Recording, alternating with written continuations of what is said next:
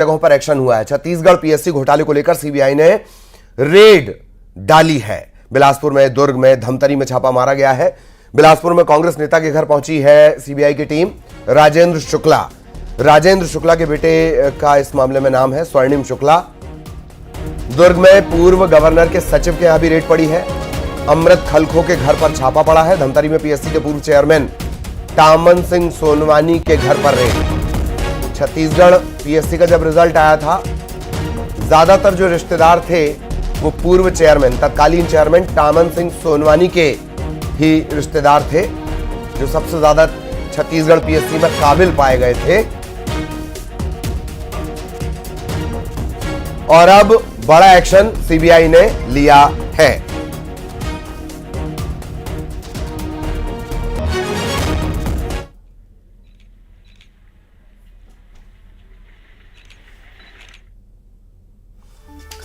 ये अलग अलग जगहों की तस्वीरें। छत्तीसगढ़ पीएससी घोटाला, छापा पड़ा है। बिलासपुर, दुर्ग, धमतरी में दबिश दी गई है। 3 अलग अलग तस्वीरें आप देख रहे हैं बिलासपुर, दुर्ग, धमतरी की।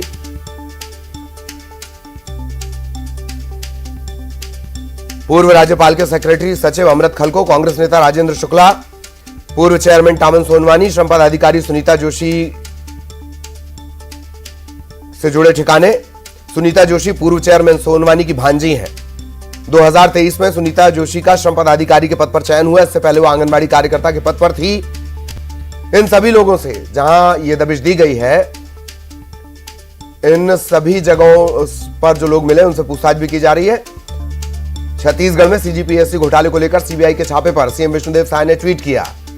सोशल मीडिया एक्स पर लिखा, सुशासन का नया अध्याय, प्रदेश के युवाओं को मिलेगा न्याय। छत्तीसगढ़ की पिछली कांग्रेस सरकार ने पीएससी जैसी स्वच्छ छवि वाले संस्थान में घोटाला कर उसे बदनाम कर दिया। प्रदेश के युवाओं के भविष्य के साथ खिलवाड़ किया। अब सुशासन की सरकार में घोटालों की तह तक जांच हो रही है।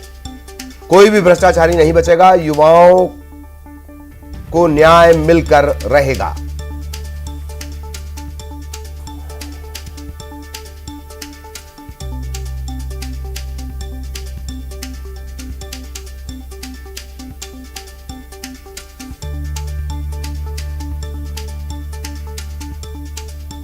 तो मुख्यमंत्री विष्णुदेव साय ने ये ट्वीट किया है। और सीजीपीएससी घोटाले में सीबीआई छापे पर मूणत ने भी बयान दिया है। सीबीआई के छापे पर राजेश मूणत ने कहा, घोटाले में कांग्रेस नेताओं की संलिप्तता सामने आ रही है। कांग्रेस सरकार में सीजीपीएससी परीक्षा में गड़बड़ी हुई और छात्र लगातार इसकी मांग कर रहे थे। बीजेपी वादे के मुताबिक सीबीआई की जांच करवा रही है। यही अपना काम कर रही है। अब उसमें अगर कांग्रेस के नेता लोग भी कहीं इन्वॉल्वमेंट हो रहे हैं, उनके ऊपर आंच आ रही है, तो भी थोड़ा इंतजार तो करें। जब छत्तीसगढ़ के छात्रों के ऊपर पीएससी घोटाले में हजारों छात्र उसको लेके परेशान थे, हाईकोर्ट गए थे वही छात्र। हाईकोर्ट ने डिसीजन देने के बाद में वर्तमान सरकार ने उनके पक्ष में कोई कार्रवाई नहीं की। हाईकोर्ट ने उस समय स्वीकार किया कि इसमें गड़बड़ी हुई। छात्रों ने हजारों की संख्या में निकल के पूरे प्रदेश में आंदोलन किए, तब भी कांग्रेस ही कुछ नहीं बोले। उस समय उनकी सरकार थी। और जब ये सीबीआई अब जांच करने निकली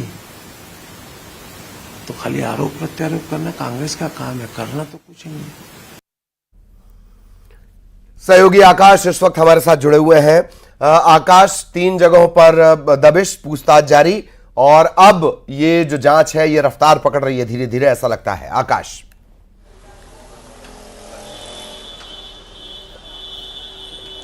जी बिल्कुल, सीजीपीएससी भ्रष्टाचार के मामले में सीबीआई ने कई ठिकानों पर दबिश दी है। भिलाई में पूर्व राज्यपाल के पूर्व सचिव अमृत खलको के घर छापा पड़ा है। वहीं धमतरी में टामन सिंह सोनवानी सीजीपीएससी के पूर्व चेयरमैन रहे हैं। वहीं बिलासपुर में राजेंद्र शुक्ला कांग्रेस के जो कांग्रेस के पदाधिकारी थे, इनके घर छापा पड़ा है। बता दें कि मुद्दा काफ़ी समय से उछलता रहा है। कांग्रेस की सरकार थी उस समय, इसमें भ्रष्टाचार के गंभीर आरोप लगे थे, तब विपक्ष में भाजपा थी, उसने जांच की बात कही थी और सरकार आने पर मोदी की गारंटी के तहत में जांच कराने को कहा था और सरकार आते ही सीबीआई को जांच सौंप दी है। इसके बाद सीबीआई ने जांच तेज कर दी है और छत्तीसगढ़ में अलग अलग ठिकानों पर छापेमारी की जा रही है। इससे पहले भी कई छापेमारी सीबीआई ने की थी, उसमें कई दस्तावेज जब्त किए गए थे। अभी भी जो छापेमारी की गई है उसमें पूछताछ की जा रही है, कुछ दस्तावेज खंगाले जा रहे हैं। हो सकता है कि कई जो तथ्य मिले उसके आधार पर ये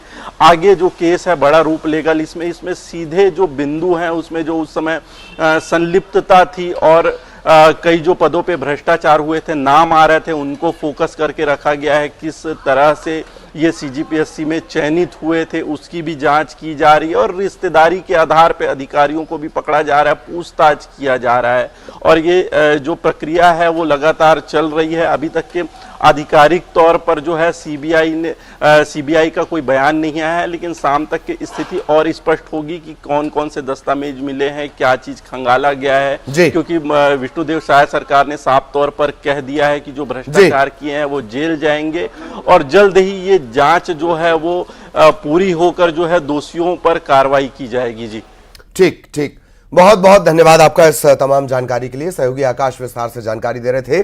इधर रायपुर में कैबिनेट की बैठक में अहम फैसला हुआ है। गुरु घासीदास तमोर पिंगला टाइगर रिजर्व बनेगा और टाइगर रिजर्व के लिए बाकायदा अतिरिक्त बजट भी मिलेगा। टाइगर रिजर्व के जरिए पर्यटन को बढ़ाने की कोशिश में है सरकार। मनेन्द्रगढ़, चिरमिरी, सूरजपुर, बलरामपुर, इन जिलों का क्षेत्र इसमें शामिल होगा। टाइगर रिजर्व के गठन के बाद सरकार की मंशा है कि इको टूरिज्म का डेवलपमेंट होगा, विकास होगा, पर्यटन और रोजगार के मौके भी बढ़ेंगे। हमारे साथ है वन मंत्री केदार कश्यप जी, उनसे चर्चा करेंगे। गुरु घासीदास टाइगर रिजर्व बनेगा, छत्तीसगढ़ में बड़ा फैसला हुआ है मंत्री जी।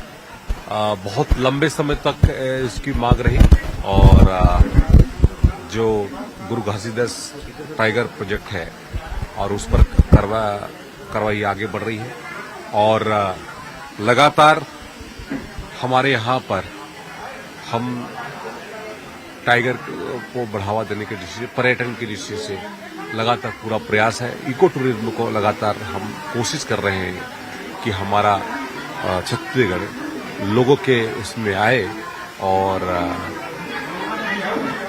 सबकी मंशा रही है।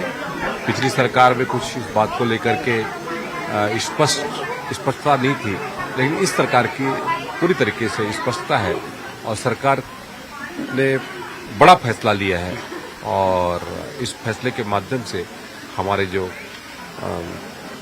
छत्तीसगढ़ है उसकी छत्तीसगढ़ की पहचान एक अलग स्थापित होगी। बिल्कुल, ये थे वन मंत्री केदार कश्यप जी, जिन्होंने कहा कि इको टूरिज्म को बढ़ावा देने के लिए नया टाइगर रिजर्व छत्तीसगढ़ में बनेगा। इधर छत्तीसगढ़ एमएससी के टेंडर निरस्त कर दिए गए हैं। मेडिकल सर्विस कॉर्पोरेशन के टेंडर 100 करोड़ से ज्यादा के काम के टेंडर रद्द किए गए। टेंडर निरस्त होने पर श्याम बिहारी जायसवाल ने कहा है कि जांच के बाद जिम्मेदार कंपनी पर कार्रवाई की जाएगी, कंपनी को ब्लैकलिस्टेड किया जाएगा, गड़बड़ी करने वालों पर भी एक्शन लिया जाएगा।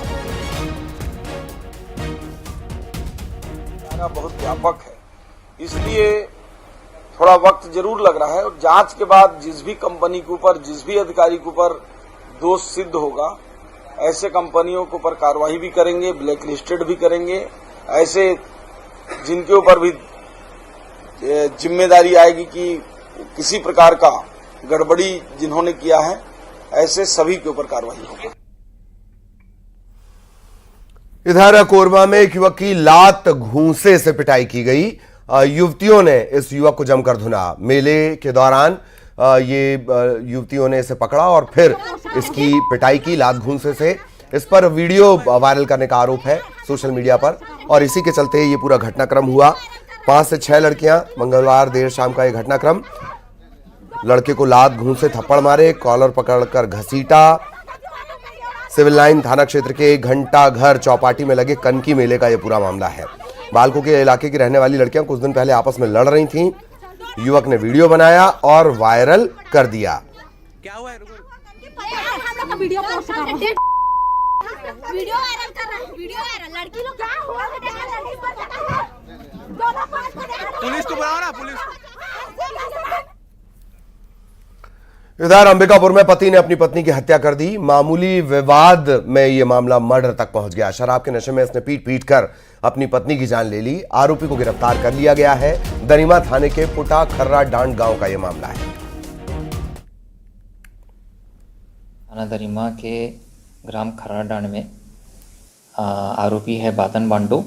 अब बातन पांडू जिसकी उम्र करीबन 56 साल, अपनी पत्नी को बोला कि बैल बकरी चराना है। तो संबंध में पत्नी ने जो है उसके साथ में वाद विवाद किया और पति ने आवेशित होकर के जो टांगी है उसके बैस से उसकी हत्या कर दी है। इसके बाद में थाना दरिमा में अपराध क्रमांक 108/24 धारा 103(1) BNS में कार्यवाही अपराध रजिस्टर करते हुए जो आरोपी बातन पंडू है उसको गिरफ्तार करके इसमें अग्रिम वैधानिक कार्रवाई की गई है। महासमुंद के सरायपाली ब्लॉक में स्कूली छात्रों से पानी मंगवाने का काम करवाया जा रहा है। मामला सिरबोड़ा हाई स्कूल का है। यहां के छात्रों का कहना है कि टीचर के कहने पर वो 1 किलोमीटर दूर से पानी लाते हैं और पानी लाने के बाद पढ़ाई करते हैं। मामला सामने आने के बाद जिला शिक्षा अधिकारी ने जांच और कार्रवाई की बात कही है।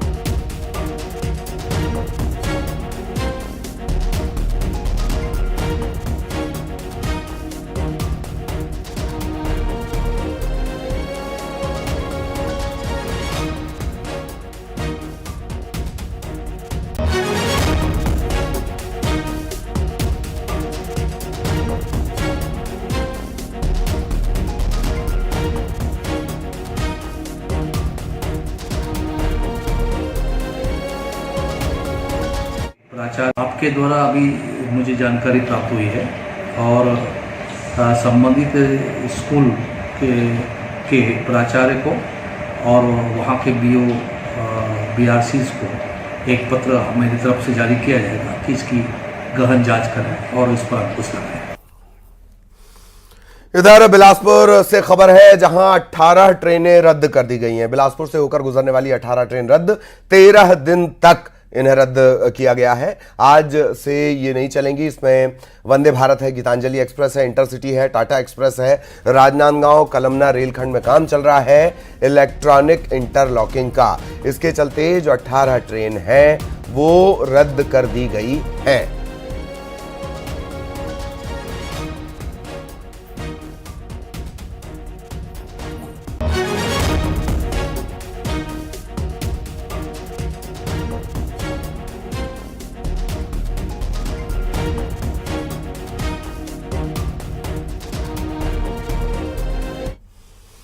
और बड़ी खबर, रायपुर दक्षिण सीट उपचुनाव की हलचल तेज हो गई है। बीजेपी ने उपचुनाव के लिए प्रभारी बना दिए हैं। शिवरतन शर्मा और श्याम बिहारी जायसवाल यहां के प्रभारी बनाए गए हैं। प्रदेश अध्यक्ष किरण सिंह देव ने ये जिम्मेदारी इन्हें दी है। बृजमोहन अग्रवाल के सांसद बनने के बाद ये सीट खाली हुई है और अब यहां पर उपचुनाव होने हैं। आकाश हमारे सहयोगी इस वक्त हमारे साथ जुड़े हुए हैं। आकाश, पूरी जानकारी।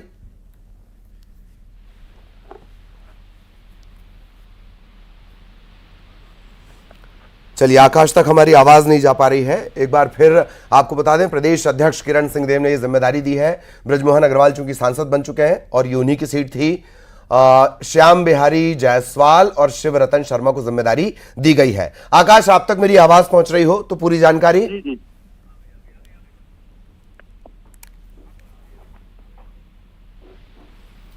चलिए, आकाश से फिर संपर्क करने की कोशिश करेंगे। रायपुर दक्षिण सीट पर उपचुनाव होने हैं और प्रदेश अध्यक्ष किरण सिंह देव ने ये नियुक्ति की है।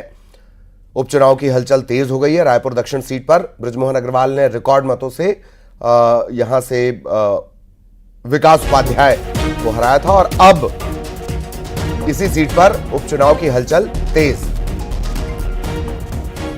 आकाश, पूरी जानकारी।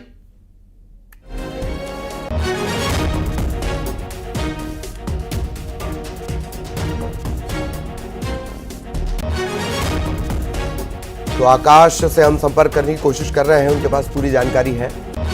आकाश, आप तक आवाज पहुंच रही हो तो विस्तार से बताएं।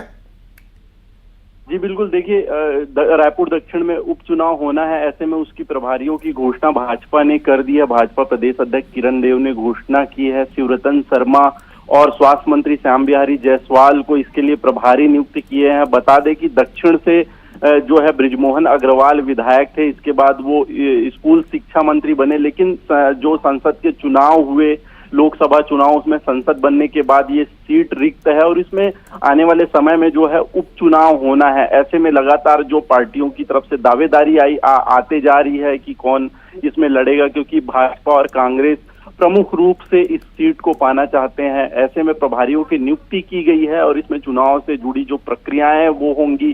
कई दावेदार है दक्षिण से भाजपा की तरफ से, ऐसे में चयन प्रक्रिया भी एक कठिन प्रक्रिया है। हालांकि इस पर संगठन की पूरी तौर पर नजर है और आगे जो भी दिशा निर्देश संगठन की तरफ से होगा इसमें पूरा किया जाएगा। जी चलिए, धन्यवाद आपका इस तमाम जानकारी के लिए। और अब बात जगदलपुर की करेंगे, जहां लगातार बारिश के चलते जनजीवन अस्त व्यस्त है। ग्रामीण इलाकों का जगदलपुर से संपर्क टूट गया है। आपको बता दें, सांसद महेश कश्यप के गांव समेत कचला के कई गांव तक जाने के मार्ग बंद हो गए हैं। गणपति रिसोर्ट के आगे पुल पर पानी भर गया है। पूरा इलाका जलमग्न हो गया है।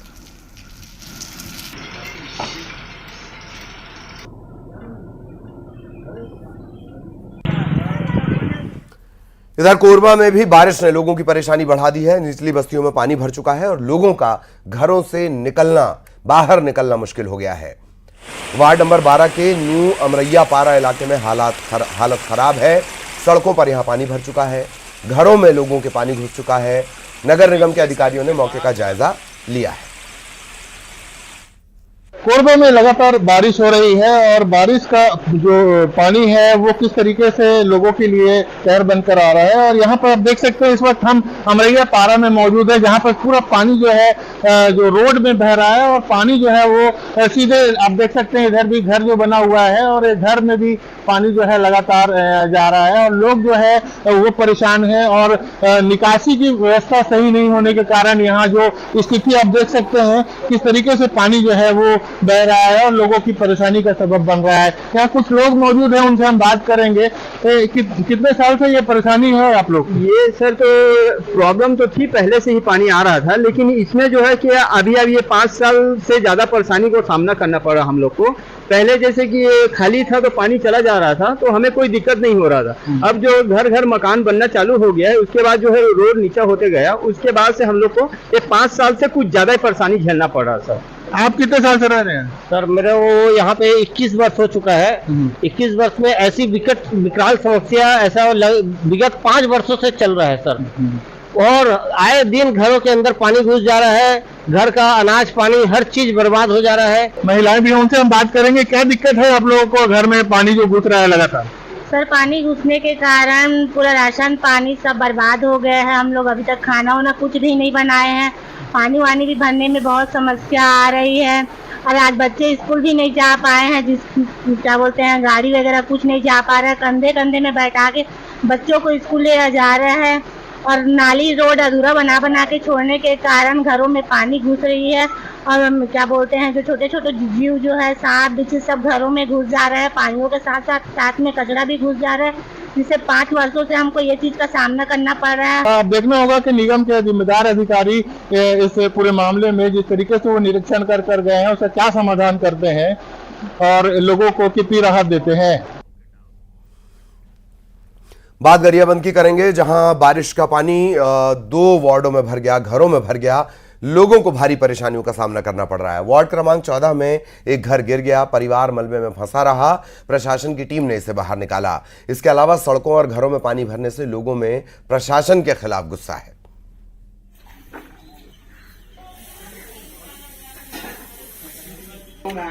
इधर बलौदा बाजार में भारी बारिश के बाद नदी नाले उफान पर हैं। तस्वीरें सामने आ रही हैं। लोग जान जोखिम में डालकर नदी नाले पार कर रहे हैं। ये वीडियो आपको नजर आ रहा होगा। रिश्तेदार दूल्हा दुल्हन को गोद में उठाकर ये नाला पार करवा रहे हैं। बारिश के चलते मल्लीन नाला यहां पर बहुत तेजी से बहने लगा है। बारात आने तक नाले में पानी नहीं था। लगातार बारिश के बाद विदाई के समय तक नाला पूरी तरह उफान पर आ गया और इसके बाद दूल्हा दुल्हन को इस तरह गोद में उठाकर नाला पार करवाया गया।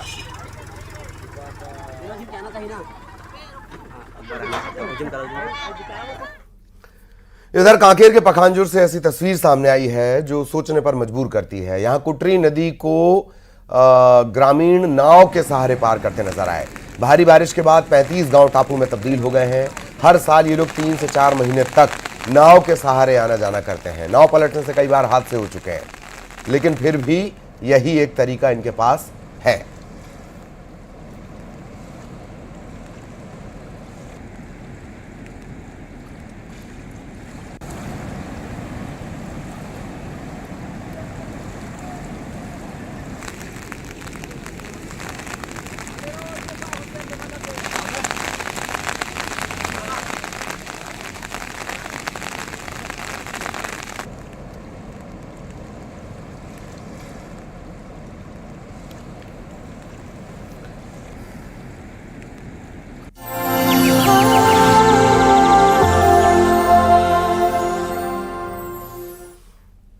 पूर्व मुख्य आर्थिक सलाहकार प्रोफेसर कृष्णमूर्ति सुब्रमण्यम ने नेटवर्क 18 के प्रोजेक्ट वन ट्री का समर्थन किया।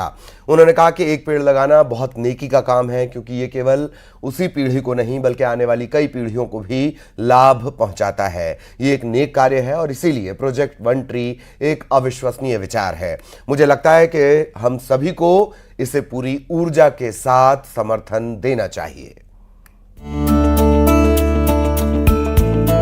I think I would be stating the obvious by saying that planting a tree, it's such a noble cause because it feeds generations, not just the generation that planted.